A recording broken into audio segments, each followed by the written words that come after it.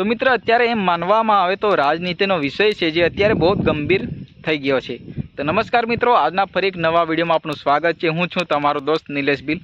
તો મિત્રો આજે એક હું નવો ટોપિક લઈને આવ્યો છું।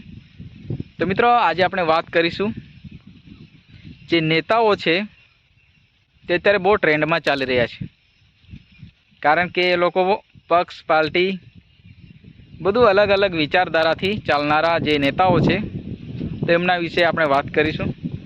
તો મિત્રો એમ જોવા જઈએ તો કવાંટ તાલુકામાં અત્યારે ખૂબ ચર્ચામાં રહી સરપંચની ચૂંટણીમાં, એમાં કવાંટ તાલુકામાં ગનુભાઈ રાઠવા જે ડુંગરગામ ગ્રામ પંચાયતના જે સરપંચ ઉમેદવાર હતા એ ચૂંટાઈ આવ્યા અને અત્યારે બહુ ટ્રેન્ડમાં ચાલી રહ્યા છે। ગનુભાઈ સમાજના જે નેતા તરીકે અને સમાજને જે જાગૃત કરવામાં જે ચાલતા હતા ત્યારે અત્યારે બીજેપીમાં જોડાઈ ગયા છે એવું લોકોનું કહેવું છે। અને અત્યારે બીજેપી દ્વારા સરપંચોને સન્માન કાર્યક્રમ યોજવામાં આવ્યો હતો જે છોટાઉદેપુરમાં, તેમાં ગનુભાઈએ ભાજપનો ખેસ પહેર્યો હતો।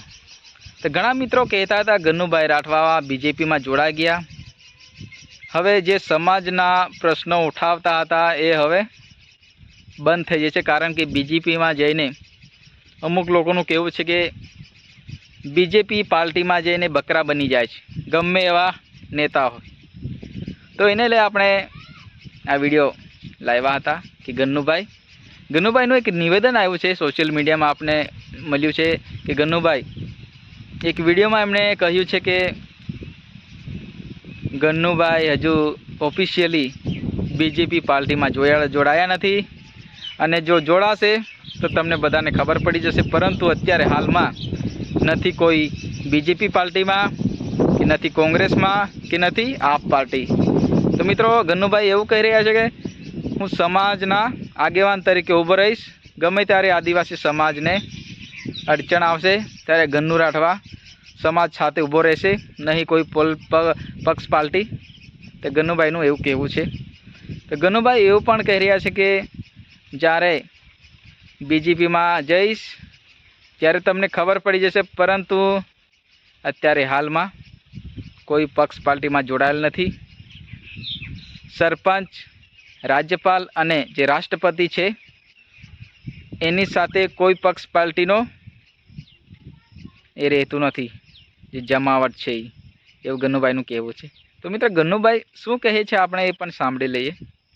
જોહાર સાથીઓ, નમસ્કાર। તો અત્યારે એક સોશિયલ મીડિયા પર ફોટો ચાલી રહ્યો છે કે ગનુભાઈ પાર્ટી જોઈન કરી લીધી, તો એની હકીકત એવું નહીં। મારા ઘરેથી મારા વાઇફ સરપંચ છે, તો જ્યાં સરપંચનું શુભેચ્છા સમારોહ હતું આજે છોટાઉદેપુર જિલ્લામાં પાર્ટી દ્વારા, તો તમામ સરપંચોને બોલાયા હતા। તો મારા વાઇફ અમુક કારણોસર જઈ નહીં શક્યા, તો હું જઈને હાજરી આપી। તો ત્યાં જઈને જોયું તો ત્યાંની સિચ્યુએશન હતી, હરેક સરપંચો આવ્યા હતા, 350 પંચાયત સમથિંગના છોટાઉદેપુર જિલ્લાના। તો તમામનું સ્વાગત કર્યું, સ્ટેજ પર બોલાવીને ઠેસ આપીને હાર પહેરાઈને। તો તમામ લોકોને એવું લાગી રહ્યું છે કે ગનુભાઈ પાર્ટી જોઈન કરી લીધી, પણ ખરેખર હું કોઈ પાર્ટીમાં જોડાયેલો માણસ નથી। હું લોકો સાથે જોડાઈને રહું છું, હંમેશા સામાજિક કાર્યકર્તા તરીકે બી જાણું છું, પ્લસ તમામ લોકો મને જાણે છે, પણ મારી કોઈ આવી ઓફિશિયલ પાર્ટી નહીં, ભાજપ, કોંગ્રેસ કે આમ આદમી કોઈ પાર્ટીમાં હું જોઈન નહીં। જે સમાજ માટે સારું કામ કરે એવા લોકોને હું જાણું છું, પણ આ ફોટાથી ને આવી અફવાઓથી દૂર રહેવું। હું કોઈ પાર્ટીમાં જોડાયેલો નથી અને ત્યાંની સિચ્યુએશન તઈને જોઈ તો તમામ લોકોને સ્ટેજ પર બોલાવીને હાર પહેરાઈને ઠેસ પહેરાવતા હતા, એટલે તમામ લોકોને લાગ્યું કે ગનુભાઈ પાર્ટી જોઈન કરી, પણ ખરેખર એવું નથી।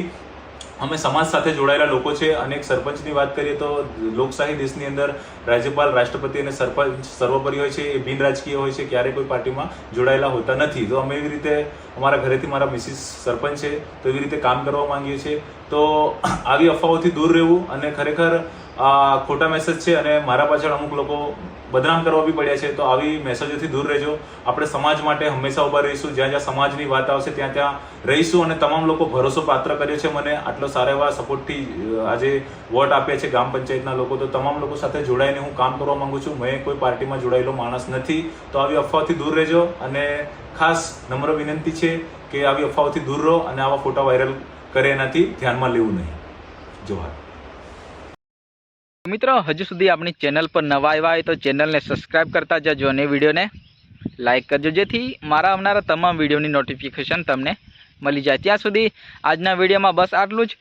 ફરી મળીશું એક તરત જ નવા વિડીયો સાથે। ત્યાં સુધી જય હિન્દ, જય ભારત, જય જોહાર, જય આદિવાસી।